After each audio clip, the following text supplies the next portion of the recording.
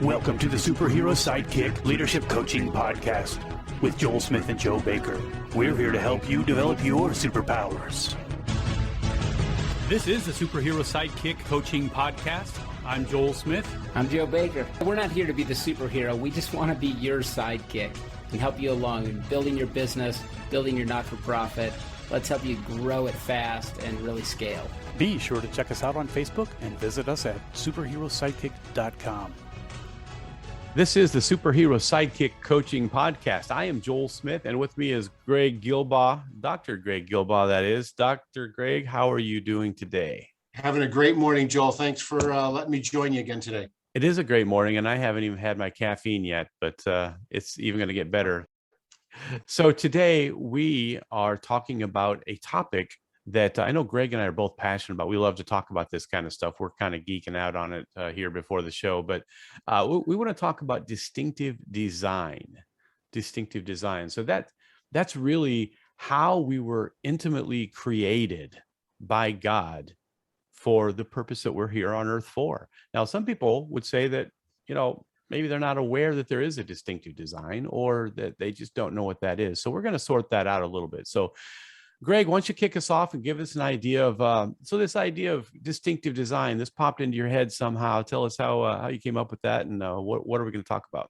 Yeah, it was, really looking back at, some of the Old Testament verses, but in Psalm 139, when David is talking about when God was creating him in the womb, and he said, "For I am fearfully and wonderfully made," and that he was skillfully wrought in his mother's womb. And the word wonderful there means, something with distinction, that it's really put together, that it was, intentional and on purpose, that it's not, we're not like cookie cuttered out, one size fits all, that we were made with, God had a little gleam in his eye that he wanted to make us unique, specific, and with some intention. And for us, as we go into, let's say, like business or any kind of leadership responsibilities, I really think that what would really enhance our leadership abilities is when we can really key into, how have I been distinctively made, wonderfully made, because I really think that brings in kind of like, an extra gear to help us with our leadership and to help grow and cultivate our business interests. Yeah, that's interesting. So for all of you out there that may not be maybe believers in the Bible and so on, that's okay, because we're talking about universal principles right now. And so even if you're thinking, oh, geez, they're going to go all Bible on us again, but just pay attention, because even if you don't believe that, this is still a thing. It's still something that we were created in a way. However we got here. Now, Greg and I believe that we got here because we were distinctively created by God. But I don't want to push off all the rest of you that have that. But I don't want you to miss this either, because this is important. However you got to where you're at, you still have the responsibility to find out truly who you are. So just want to throw that in there, Greg. No, absolutely. We can all understand that we have like natural bents, abilities, talents, giftedness, enablements, all those kind of things. And really where it helps us in our business interests is that when we have a vision for what our business, what we want it to be like, our organization, whatever we're called to lead, we have that initial vision. Or some say like a calling. It's unique, it's distinctive. And the other thing that I really think enhances that is like, well, what do we bring to the table? There's also then a unique part of us in our leadership capabilities. And if we really understand what that is, I think that it helps us to lead even more clearly and more effectively. We do what we're really, really good, passionate, and enabled to do. We can't do it all. And so we do what we're really gifted at or enabled to do. And then we can either find other people to surround our team with to help with what's missing, or delegate or things like that. But if we really bring what we're really, really designed to do, I think it really enhances our business interest to really go deep and broad and effective. Yeah, I agree with that. You know, Greg, I can think back, and it in some ways it seems like a long time ago, and in some ways it doesn't seem like such a long time ago. But I remember as an adult, if I would have been back in my early 20s, if I'd have been listening to this and hearing you say that, I would have been thinking, what the heck is he talking about? Distinctive design, distinctive calling. I'm just living. I'm just living. That's all. How would I know what my distinctive calling is or my distinctive design? How would I know that? Oh, What, how would you answer the young me? yeah, that's a great question. For the young person, that is just preparing to go into business or just starting, you start to look back on, a couple things. One is that, where do you find that you're naturally really good at? Look back at other opportunities that you've had, other experiences where you've really, let's say, shined in a leadership capability, whether it's like team athletics, whether it's school projects, whether it's like other places where you've worked, like during the summer or whatever, your natural enablements. What are you really skillful at? The other thing is, where are times when you have gone through an experience where you've really had an opportunity to shine or learned really specific lessons on leadership that have gone deep. Sometimes I think that there are, strength finders, Colby disc, analysis. Those can be a little bit of an insight. But I also think the other thing is that if you ask people around you that know you, and just say, you know what, I'm not, I'm asking this in all humility, but what I'm asking you is like, I'm really trying to find out what it is that I bring to the game, so to speak.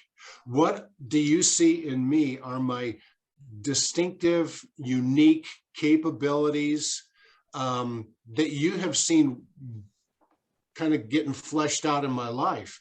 And if people start to, that know you, that respond to you, start looking at those things, say, I'm starting to see a pattern here. Starting to see a pattern here. You don't necessarily have to, like when you're in your 20s and just say, I don't really have a real specific end of life vision for what my business should be. That's okay. It's when you're 60 and you still don't have it, that's when you go in the closet and just have a good cry, because your potential is not, it maybe has passed you by. But really, when you're younger, I think getting feedback from people who know you. I really also think, what are some experiences that you've had, but also what are some of the passions that you have to serve and to lead and to help people grow? Not narcissistic passions where I just want to feed my ego, feed myself, those sorts of things. But what are the things like, I really think I'm good at this, and I really, really want to do it. I really want to jump in this aspect of the game and play really hard. Those are some great indicators of where you're going. And just think of like, well, instead of like, where do I want this business to be in the next, at the end of my life? It's like, well, how about in the next 3 years? How about in the next 12 months? How are we going to get it there? And what can I bring that is unique to me to be on part of this team in order to get us there? What do I bring? What do I have? And then what am I going to do with it? Oh man, that is great stuff. So Greg, you said something that really kind of stuck with me here. You were talking about passions, and you were talking, and you said not the kind of passions that's going to be self-serving. And so this was kind of, for me in my younger age, this was kind of the bend in the road, I think, because I connected with what you just said. I had passions back then, but my passions were really all self-serving at that time in my life, and I had lots of passions, and I had passions for sports. I wanted to be a professional bowler, and that's all I could think about, and I was passionate about it. And I had friends that I hung out with, and that I had lots of relational connections with people, but they were all self-serving. And after I became a believer, boy, everything switched. And what I realized is that I never knew that I had a calling or had any kind of a design, distinctive design, until it wasn't about me anymore. It's like I was blind to it until I made it not about me. Once I flipped that triangle upside down and I became a believer in Christ and realized that life isn't about me, then all of a sudden I was able to see that calling, and it came on pretty quickly. I could see that, and my passions changed like overnight. And so I know not everybody will have the same kind of conversion that I had, that type of a thing, but I think you're so right with those passions, and they can change. They can be redirected, I guess. God can redirect our passions to something bigger and better, but yet it's still me. Yeah, absolutely. I just, in reading lots of, business and leadership books and things like that, one of the things that I've just noticed is that so often it's like, what is the vision for your business? You were made for a purpose. And it sometimes seemed like, do you see how those two are really best intimately connected to one another? And when we talk about those of us who, believe in God and just say, look, I was not only created by him, but I was also created for a purpose. And if he's leading my life, then the vision, the calling that I have for my particular business interests, shouldn't I also look and just say, so how was I uniquely designed and created and enabled in order to bring a competency to that business calling? Right. It's almost like, I wonder what I should do, and I wonder what I was made for. The two should really start interconnecting, and integrating together. And it's like, oh my goodness, it's not a singular entity over here and here. It's like, not only is the calling something that I can be part of, but I am intimately part of it. And the two become integrated. And all of a sudden it's like, my goodness, focus, direction, passion, all those things just start to really increase and become clear. And you've got a real powerful combination there. They're not separate entities. They become much more effective when they're integrated together. Yeah, and they're all in alignment. Now, you were talking about, you mentioned the term competencies too, like distinctive competencies. And I guess I can see competencies kind of falling into two categories there. Maybe our natural competencies. Some people were just, from the time they pick up a baseball when they're 2 years old, you can just tell, wow, this little kid's got an arm. They just got a competency. Or this kid speaking at the age of 8 months old, or whatever. And so we got our natural competencies, but then there's our developed competencies too. And so, like, Greg, so you're a dentist, you're a business owner who's a dentist, and you didn't come out of the womb knowing how to fix teeth. So that was a competency that you had to learn through your life, but you were born with the design to do that. Even at birth, you were born with the design in you. Now, it hadn't matured yet, but the design was there, and the calling was came along at some point. I don't know if you're born with a calling, or if the calling is something that comes along through life, through through convictions and burdens, but I guess God could bring that about anyway. But talk about the competencies, maybe natural versus developed. Well, I think that I'll give you an example. When I was first in dental school and trying to make teeth out of blue wax, learning the anatomy of it. Now, some of that is really very, I was not a very artistic, creative kind of person. And there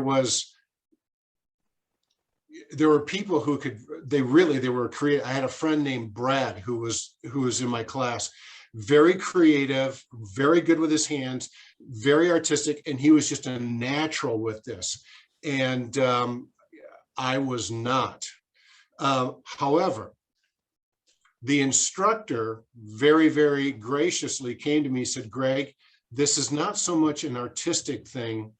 It's really a knowledge thing. When you know what the teeth are supposed to look like, and as you design, you just kind of go, I know that that's not right. It should look like this.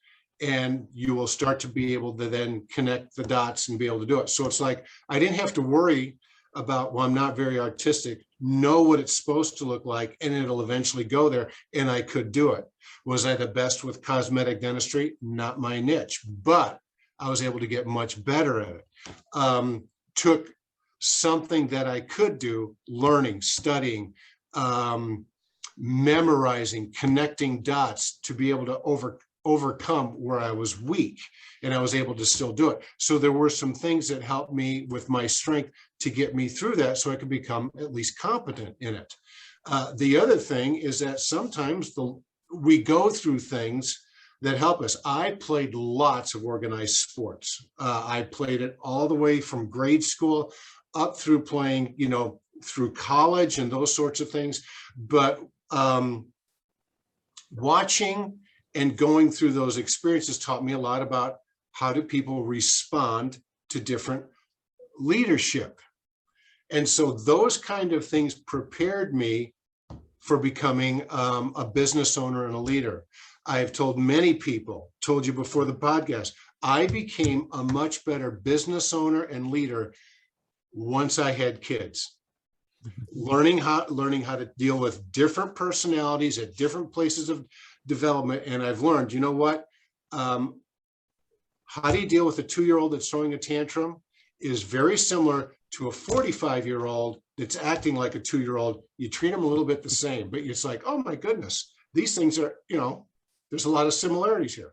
So those sorts of things where past experiences really start to help us for our present circumstances and to enable us to more of our future enablements. So I love what you talked about as far as just your leadership got better when you had children. I think that is so true. I see that too in people that I work with, people in our company, managers in our restaurants. I can tell when a manager has children because they have some of the foundational leadership principles that people that don't have children have to learn in a different way. But you can just tell, and I'm convinced that if you can lead children, especially like from birth all the way up through grown up, if you can do that and do that really well, you can lead other people. You can lead grown adults. I'm not so sure the opposite is true, though. I'm not sure that you can do it if you haven't done that. I remember volunteering when I had like second graders, volunteering with a children's ministry with second grade boys. And the guy who had been doing children's ministry for like 80 years, he came to us and he said, are you guys ready for when these guys come? It's like, oh yeah, we got. And he goes, because remember guys, if you don't have a plan, they will. When they come in, you've got to have your plan and you've got to execute it, because if you don't, leadership abhors a vacuum, and they've got a plan when they come in. And it's like, I have remembered that, and that has been reinforced in my life here in the clinics. If you don't have a plan, someone's going to come with a plan. If you don't have a leadership directive and a vision, well, someone's got one. You just have to have one that they embrace, and they just say, I want to be part of it. Because if you don't have a vision for something, someone else does. And all of a sudden you're going to get all these little trajectories going all over the place, in your organization. It's like, how do we wind up way over here? Yeah. Because if you don't bring leadership, someone else is. And if you're responsible for the organization, you need to be able to give it some direction. Yeah. I remember being taught when I was in my early 20s, just that I heard the phrase, if you fail to plan, you plan to fail. Absolutely. And when that vacuum comes, that vacuum of planning comes, then nothing is intentional. Everything is it just happens by chance. It's just however it falls. And that's usually not in a good way. Yep. So I really think that, we as business owners, entrepreneurs, leaders, that there are all sorts of issues and projects, initiatives that we deal with on a daily, weekly, quarterly, yearly basis. And if we really understand not only what is the initial vision? What are we being called to do? What is our vision? What is our desire? What are our intention? How are we made? And what are our gifts, talents, abilities, skills that we bring to it, those competencies, that when those projects come up, when we start looking at them and say, all right, what do I bring to the table? What do I bring to start offering solutions? What is the best part of me that I'm bringing here? And really lead with that. Bring that first, because really, I think other people in our organization, they're waiting for us to bring something. So bring your best you to it. You don't have to be the whole solution. Of course not. You don't have all the pieces to the puzzle. But if we would lead first and initially and foremost and consistently with that understanding of like, this is what I bring to the team. I'll bring that as a solution. I think we're going to it's going to be a lot clearer and a lot more intentional. And I think we're going to get a lot further, a lot faster. And other people are going to be able to bring what they are best at. And man, now you've got some really good solutions that are consistently being brought to projects and opportunities to bring us some real good, effective growth and fruit from us. Yeah, I agree with that. So it's not we need to bring what we have. We need to bring to the table, and we need to be active and engaged, and we need to jump in and do it. Yeah. But in addition to that, then we need to be prepared to fail and be okay with failing, and be okay with asking ourselves, okay, so what is it that I'm lacking? Yes. What do I still need to develop in order to get down the road to a better place? Yeah. And that doesn't keep us from continuing to jump in and getting it done and doing it the best we can. We have to keep doing that, but we have to keep our eye on something better. You developed your dental skills over the years. You developed your leadership skills over the years, and same way here too. I remember I can lead people so much better now that I've learned what coaching is. The first half of my restaurant career, I didn't know what coaching was. I was just kind of using kind of some raw natural giftedness, but it wasn't really effective until I learned some different things. But I got in and did it. I did it, and I did it the best I could. And people that know me and that's worked with me for many years would know that, I'm sharper now than I was then, because I kept falling down and doing dumb things and getting back up and refining things, reading another book, learning another trick, getting some advice from people, and you just keep getting better. And I think a lot of people miss that, don't you think? I think a lot of people believe that, well, this is who I am, and I'm going to do what I do from this point forward. It's almost like a fixed mindset, but there's more to it than that. Well, yes. And, I was just thinking, it's like, there's more to it for, the organization or the business. And one of it is when we're really keyed into what is unique and distinctive about me that I can bring to help the vision grow, but what is unique and distinctive about others in the team that they bring. We have a newer doctor here starting to meet with this person on a one-on-one basis. And just the other day when we had our one-on-one, I did ask, I said, you're starting to get a good feel of the clinic and things like this. You're doing a really good stuff. So what specifically do you bring to the clinic, to the office, that helps us grow? And you just kind of let them sit and marinate on it. Like, you've got, what do you bring to help us get better as a whole? And then I say, what do you see that might be lacking here that you're really strong that can make us better? And, they're just starting to think along those lines. Now, I wasn't looking for specific answers at this point in time, but I want them to start to understand that they were brought here because they have something unique that they can actually enhance and grow the clinic. And it helps them to feel like I'm an integral cog in what this machine is doing. I'm vital, I'm important, and that they matter. It's not like I'm a piece of the machinery, but I matter.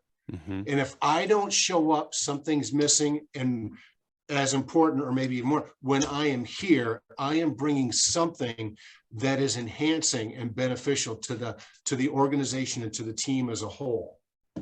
Yeah, I think that's good. I think of the word introspective with what you were just talking about, how the new doctor, you're helping him to spend some time outside of the boundaries of thinking, Yeah. to kind of see a bigger picture, to look at himself or herself from maybe a bigger spotlight, to see the bigger thing, because it's so easy to just get caught up in the day to day and just kind of define ourselves by what we do, and not turn on the headlights and look ahead, look further down the road to really see the bigger picture, not only with where we're going, but where the company's going, where we fit in, and how we can affect more people.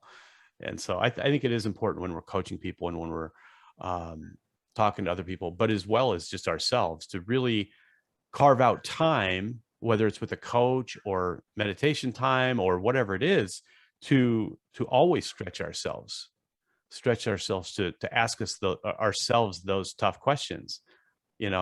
What is it that I bring to the table? What is it that is lacking that I need to develop? What is it that I can do that no one else can do, that I have to step up and do, as opposed Yes. to staying back and waiting for someone else to do it? Yes. And that's really one of the big values of having a coach, is because who else from the organization is really asking those kind of questions? Right. What do you bring? What might be lacking? Who do you need? Who are the other people, and what are the capacities and capabilities that they're bringing? But then, like, who's missing? Who's missing from your team? Right. Yeah. And those are the kind of common questions that coaches ask, that really get us thinking that maybe we don't have time to sit down and think on our own, because maybe we're too busy with the tasks at hand. Someone needs to come in and speak those kind of things to us, so we can start to think deeply and say, I think I'm starting to see where next vital steps are for me to make this entrepreneurial or business organization even better. Wow, that's good stuff, Greg. I love this topic. So for all of you out there, I'm a coach. I'm a leadership coach, and Greg is also a coach. He's a leadership coach and speaker as well. And we recognize that not all leaders out there, not all managers, middle managers in a company, or even CEOs are necessarily great at developing people, and they may be great at other things that they're terrific at. But what we're talking about is really, really important. But if any of you really have an interest in talking to Greg or myself, or Joe Baker, also, he's my co-host that's not on the program today, but Joe really likes to talk about and coach on marketing and fundraising. He's really good at that. And so if anybody out there has some questions and you want to know more about coaching and how maybe you can connect up with us, you can get a hold of me at joelsmithcoach.com is my website. Greg, how would they get a hold of you? Yeah, my niche is I love the intersection of faith, business development, and leadership. And you can reach me at drgreggilbaugh.com, like drgreggilbaugh.com. That's the easiest way to come to my website, and email and phone number links, or just browse around and take a look. Love to help out. Yeah. And if you'd like to talk to Joe Baker, if you're a nonprofit organization, you'd like to talk to Joe about developing your business and growing your business, you can get a hold of him at superherosidekick.com. We'd love to hear you give some feedback on this podcast or any of our other podcasts. Sign up, register with us, and we hope you have a great day. We'll see you next time. All right. Thanks, Joel.